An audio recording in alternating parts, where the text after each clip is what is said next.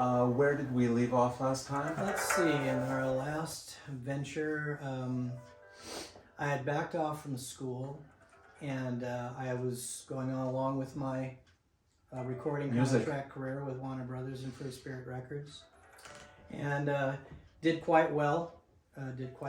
We did a lot of recording, then we got on tours. You were signed? Oh yeah, we were signed with the company, with Free Spirit. Free Spirit, Warner okay. Brothers, one subsidiary of Warner Brothers. And after that, of course, it's time to promote. So we started playing all the venues in LA first. The Whiskey, the Troubadour, and all of the in Hollywood, the Rainbow Room, and all the ones that everybody has to play the gambit when you're first starting out. And it gives a lot of other management of other bands and things to see you perform live, and then when they're putting together their tours, to have opening acts for them, they'll say, well, I like the energy of these guys. Why don't they, that'd be a good synergy with Aerosmith or with Journey or with Cans or whoever, So we got to tour with a number of people, which was very interesting. It was very fast. It was a hard time. I wasn't a shaved-headed monk at that time, disciple. I had blonde hair down to about here. And so anyway, you've got some pictures in there. We've got some pictures. You can see. But nevertheless, and as the late 70s were with a lot of other guys that we toured with, they were having trouble with their companies. And the same was for us. I think because the subsidiary company we signed with was fairly new, so they weren't quite sure how much money they were going to put up and if we were going to make it or not, and so they kind of screwed us around in the contract from day one, and we did not know that because the lawyer we had obviously fronted some money underneath to say, well, you don't see this. Yeah. And I think they really shot themselves in the foot because we were on our way. And then they had already screwed up. They had already been taking money. They had already been holding back from this and this and this. And next thing's a contract saying, if we could do this without saying, acknowledgement of said group for this or that, just had a snowball. So, but it was great as it went. So we finally, the rest of my band members wanted to continue. We got out of the contract with Warner Brothers, and then Capitol Records wanted to pick us up. And the rest of the guys were kind of for it. My bass player was ready to quit, and I had second thoughts. But I thought, well, maybe I'll give it a shot. But then we get called from Free Spirit's A&R department, ours from repertoire department, and said, well, we're really glad to hear that you got your contract and with Capitol now, but we just thought we'd let you know we still got a lot of your publishing for the next 3 years. So at that point, I knew what my point ratio of percentages I would get just dropped extremely, after I'd worked my butt off for 3 years, So at that point, I just went, F-bombed you, and your mom, So at that point, I decided I was going to walk, and I think that really upset the band. But I had other aspirations at that point, and, I didn't feel like we had failed, nor had I failed. We were at the helm of a very greedy group of individuals who were looking for the next best thing and didn't realize they had that thing and screwed it up. So then I just went back. So it was 3 years straight up and straight down. It was very depressing. Yeah, I bet. When you come to that kind of money that you work for and you're having nice things and people are starting to take notice and all of that, and it was quite a shock, Yeah. So I decided to pursue that, so I went back and finished all of that up. And finished your degrees and of my master's. I was finishing a PhD also while I was working. Oh. So, but I finished that up. Then I started working. I got 2 gigs at one at Santa Monica Hospital in California, and also South Bay Hospital in California, which I don't think is there anymore at this point. I know Torrance Memorial is, but I think South Bay turned into something, a medical center or something. Yeah. But I worked at both of those, and then I went back while I was working. I was still going to school, getting ready for my dissertation because I was finishing up my sports medicine degree, which was sports rehab, physical therapy aspect, dealing with patients who just knee surgeries, hip replacements, laminectomies, whatever the case may be. I'm not just on athletics, but everyday people too, but I specialized in athletes. So just so happened I had went out to dinner with some friends, some clients and friends of mine, and this gentleman that came to dinner with his wife, I had never met before, and his name was Dan Silver. And they kind of mentioned, one of the friends mentioned during dinner that, oh, Jerry just finished, sports medicine rehab training, and he got his degree, and he just was like, oh, really?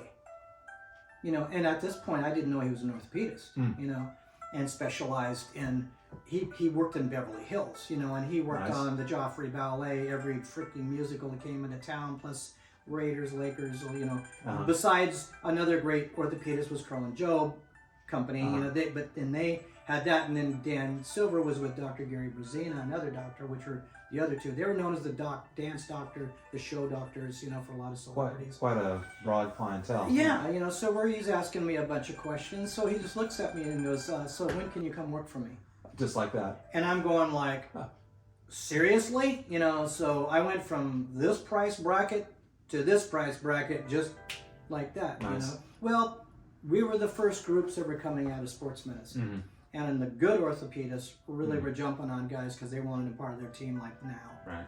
So that was quite a shock. So I, within the next couple of days, I talked to them. We talked about price, how much it was going to cost, and what they wanted of me, expected of me, and that was a very lucrative thing. So within a week, you went from about 2 weeks. Yeah, I went from making like $30,000 in the hospital, busting my butt, every day, to private practice in Beverly Hills. And finishing your degree. And getting all of that, so.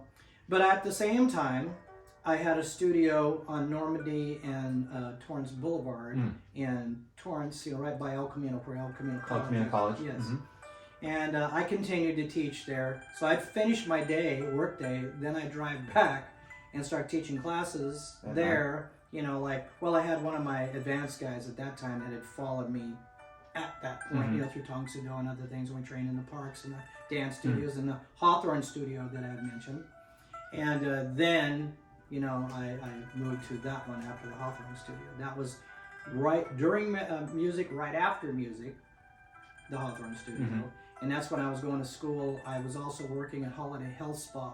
I was a morning manager. I did a lot of stuff, man. I mean, I was burning the candle all over the place, And but you want to be successful. That's what we're talking about. You have to make things happen. You were immersed. You got to completely. make things happen. Right. Just focus. Well, and the greatest part was you're in martial science and you're a sports therapist. What a great combination. Yeah. Well, then it led to a lot of meeting a lot of celebrities who found out that I'm a trainer too, that found out I'm a martial art instructor, that found out I do all these different things. And then they were like, hey, can you come to my house and give me lessons? And there was numerous amount of clients I met. And then some from the music business that we had opened for. My band was like, you're kidding me. How do you just leave that and now you're working in a private practice in Beverly Hills? Where most guys, when they end the music, they don't know what they're going to do, or they're done, or, so. I mean, it's like you never really know what God's going to put in your path, what the universe is going to do, and when you feel it, like that gut instinct again, it's a good thing. You just got to plus you had the intention for a long time. You were always developing yourself and looking forward for that next thing. So whether you realized it or not, you had a clear intention of 2-3 things that you were going to do. Yeah, you got to have that layout, that plan of, well, if this doesn't work, I got that avenue. If that doesn't work, I've got this. So you've always got backup plans, but are still things that are really important to you. Oh, there's a core that you knew those were desires or goals that you had. Yeah. And so I did that. So I continued, teaching there too, and it was a great synergy at that time because it would help me relax after work, to teach class and train and work out even then. And so I always felt really great after I did that because we saw, quite a few, 30 to 40 patients a day. So it was work, but it was a lot different than the hospital, so. Much better, I'm sure. Yeah, well, yeah, it was great, so, and I'm plus getting to meet celebrities at top of it, and then getting some side clients to go teach them privately. So slowly, I was kind of pulling away from my Torrance studio a little bit, because I knew there was another transition coming, and I wasn't quite sure what it was. But at the same amount of time, through another one of my patients, we had a lot of spiritual talks and things like that. And she was a student of a Tibetan Lama, who was a high, what's called in Tibet, a Tharmapa Geshe. Geshe is like the highest title you can achieve besides the Dalai Lama. And he was actually best friends and one of the top guys down from Tenzin Gyatso, you know, His Holiness, the Dalai Lama. And so she goes, I really want you to meet him. I started studying with him in Mahayana Tibetan Buddhism, even though I'm a Christian, and I still, I liked studying these. That's what my minor was too, was comparative religion. So I've always liked seeing the fundamental basics of this, and see the correlation to the root of everything we believe, you know, or try to make work in our life. Was this somewhere in the South Bay, or was it West Los Angeles? Where, well, actually, where I met Geshe first, he was in Los Angeles. They were building a new temple in Long Beach. And actually, when in our next story, when I was in Pacific Palisades, which we've mentioned before, he actually used that to give his teachings at. So that's in Pacific Palisades. Wow. And then when we had the Redondo studio, which we will get back into later on, he used that while I would finish it, because we moved to that bigger studio. So he used to come on Sundays, you know, and have the entire, our big floor in the front filled with people. That's awesome. You know, so yeah, it's pretty wild to have a blessing of having a high lama in both your studios, and you know, man, and he's in pictures with us when we had the tournament there. He was standing. We've got pictures. Yeah, really awesome. So, and at that same time, where I first saw you in the studio, I also came to finally train with the other legend that I had wanted to train with for a long time, and I walked, you know, after work, I drove down Santa Monica Boulevard because I was up on Wilshire and Rexford, so I just took the other way back one night, and I stopped off at the Kempo studio, and you know, went in and met Mr. Parker, and we talked about that, and about trying to do some class. I said my schedule is really crazy, and I also am teaching. I have another school. He goes, oh, that's great, because he goes, that's right. And I talked about the story about when he came to Chuck Norris' studio when I was young. And he goes, oh, I used to go visit him, like, yeah, and all this stuff. I said, yeah, you were there that day. I was like, so I said, now here I am talking to you, ready to learn some Kempo. And he was like, oh, that sounds great, you know. So that's when I got started there. So I'm studying with the Tibetan Lama. I got back with Mr. Parker. Thank God we got to spend a few years with him before. None of us ever expected him to pass away in 1990. You know, I mean, that just didn't. So we're right around 80. We're going through the whole 80s now. Right now, when I got with Geshe, was it 84 and 85 with Geshe? Actually, I started with both of them almost at the same time. You know, then we went into the Kempo studio and started training in Kempo. So I was still teaching my Torrance studio, but around 88, I let it go. Because I had enough celebrities that I was training privately. So I'm making really good money doing that. And plus the money I got from the private practice. And but I was getting this itch, like, you know, I had been doing the private practice for almost 10 years at this point. And living in Palos Verdes and driving to Beverly Hills every day on the 405, you know, and all of that. No fun. And when it got to the point where I'm gritting my teeth driving to work, or I'm at my office at lunchtime falling asleep at my desk, I knew something wasn't right, and I was trying to formulate my next vision, which will go into our next series, of I want to incorporate therapy, personal fitness training, martial arts, physical therapy, all in one place. And I tried to pitch it to the doctors that I was with, but it just wouldn't work in that setting where we were. So I knew the only way that I'd be able to do that would be to leave. And everybody thought I was out of my freaking mind making that decision to do that. But so that will lead us through, I guess, through the 80s, and we'll move into the 90s and see the next change, the next door that we go through to share with you. Excellent. So, very good. All right. Boom. Good. We'll see you next time.